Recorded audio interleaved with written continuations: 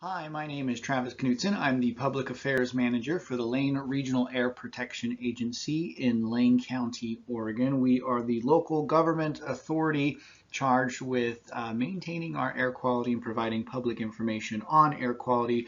We do things like issue permits for industrial sources, as well as assure that our air quality is meeting the National Ambient Air Standard set by the Clean Air Act. That's a picture of me and my kitty cat Neptune. I want to start off by talking a little bit about the types of air sensors that LRAPA uses. There's really two groups. We have what's called the Federal Reference Monitors, or FRMs, and these are monitors that monitor for the 6 primary air pollutants, which are listed there. These are very accurate monitors that we use to show compliance with the National Ambient Air Quality Standards. They're explicitly accurate on purpose, but they are expensive to purchase and to maintain. They're very difficult to deploy, and in some instances, getting data from them can be very complicated. The other type of air sensors, and the one I'll be talking about most specifically today, are purple air sensors, which monitor for PM 2.5, which is one of the primary air pollutants, and it's Lane County's most common pollutant. These are small commercial grade devices that are very inexpensive, only about $250 to deploy or to purchase. They're pretty accurate for what they are. They have some benefits to them, such as quick 10-minute average readings, but these sensors do create some limitations that I'll talk about today as well. Part of that is sort of creating a second data set of air quality information. Also, they have that quick 10-minute average reading, which can create some confusion as well.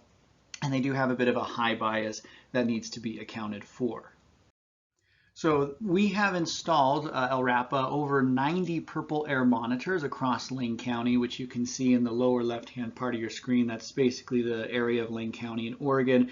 And then on the right-hand side of your screen, that's the Eugene-Springfield metro area, zoomed in a little bit more, where we have a nice sort of distribution of our purple air sensors. Not all of these are LRAPA. Some of them are owned by private people, but many of them are our sensors that we have installed. And something I find very useful with these sensors is engaging the public with them. When I'll have a conversation with someone about air quality, I'll say something like, let's find the closest monitor to you in your neighborhood. And people are very interested in that. They're very engaged by that, and they want to find where the closest monitor is to them. And so that's a nice way to sort of kick off engagement and to get people interested in air quality, or to have meaningful communication with them, is by engaging them and looking on the map where the closest air monitor is to them, which is very beneficial. LRAPA only has 8 of our FRM monitors across the entire county, so this much denser population of sensors is a great way to engage people and find out where their local monitor is to them.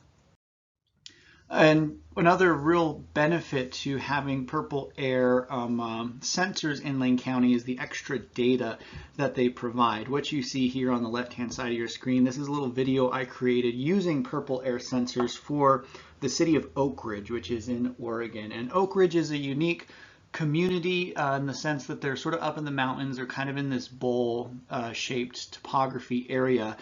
They don't have access to gas or natural gas for heat. Electricity a lot of time goes out in the winter because of snow impacts, and therefore the community very widely relies on wood stoves to heat their homes in the wintertime, and that has an impact on air quality when everybody's lighting their wood stove at the same time. As I sort of play this video here, you can see the air quality changing across the community, sort of showing the daytime air quality and then the nighttime air quality. And as the night begins or the evening begins and everybody lights their stoves at the same time, you can see air quality being reduced across the community.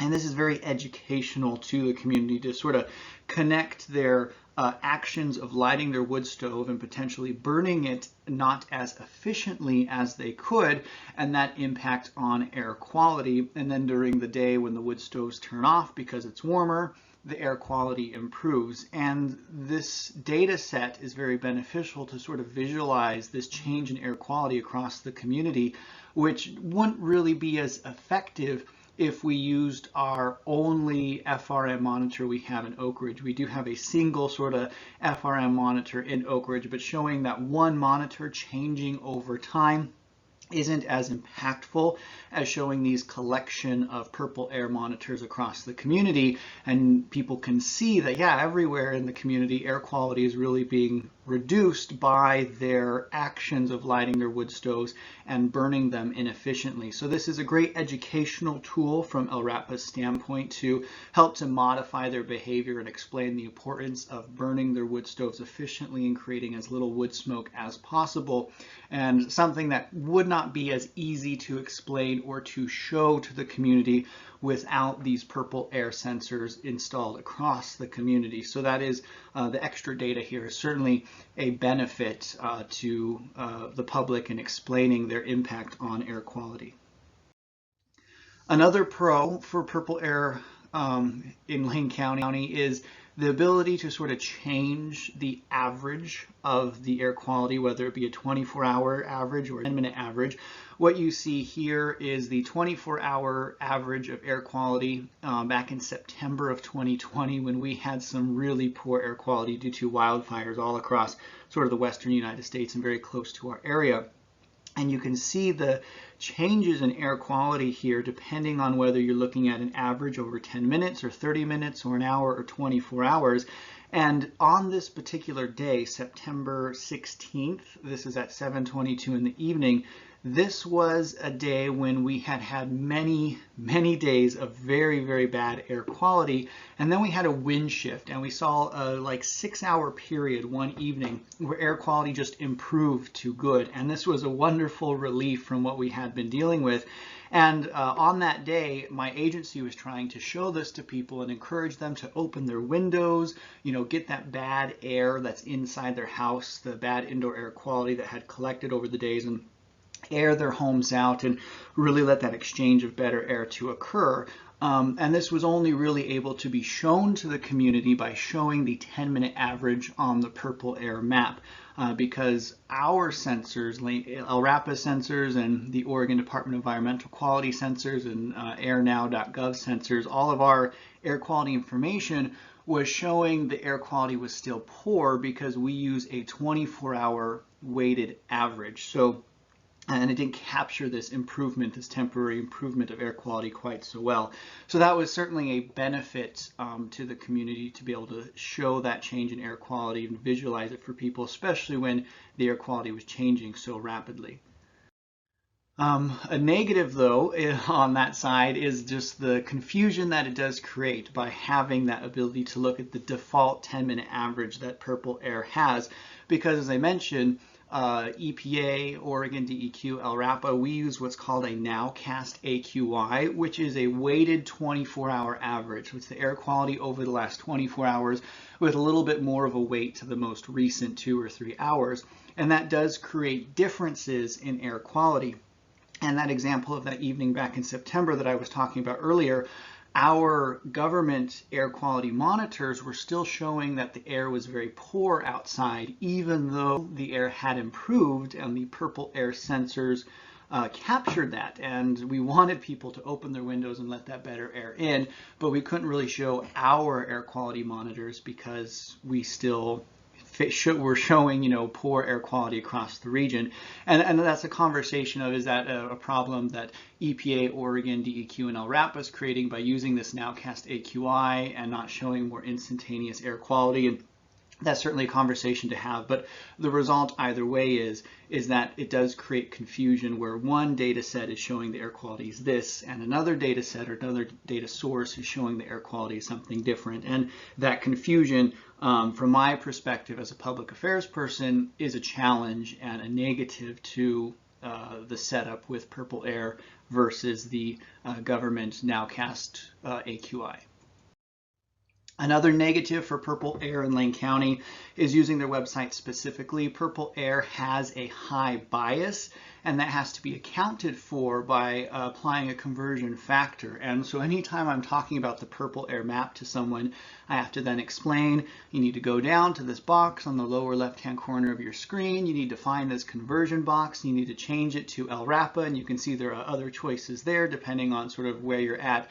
And all of those steps are just technical things to try to describe to people, which makes it more difficult for people to access sort of good, easy information. And this is definitely a challenge that I say is associated with the use of purple air sensors. One thing that's sort of helping to overcome that specific problem, the EPA has a new website, their fire and smoke map, which is just fire.airnow.gov, and they take those purple air data and they automatically apply a conversion factor to it. They've removed some of the outlier sensors that might be placed poorly or always sort of showing an incorrect value. They've sort of been removed from the map. And this map also shows wildfires on it when they're occurring and smoke associated with them, which is certainly a big plus or a boon. And this is something LRAPA has been pushing people towards more over the purple air sensor map. So that was kind of everything I wanted to talk about today as far as purple air is concerned, and some of the positive aspects of having it, as well as some of the challenges. LRAPA has installed many purple air sensors since about 2017, and we think they're great little devices, very useful in helping the public to see their more local air quality, and a great way to engage with them. And as time moves forward, we'll certainly see a lot more of these smaller commercial grade available sensors. And I think it's important to coordinate or to figure out the best way to communicate about these devices to the general public so they can have access to the best amount of information and then take tangible actions depending on what that air quality is. That's my contact information there on screen. Travis@lrapa.org is my email, and then my office number. I'm happy to take some questions here today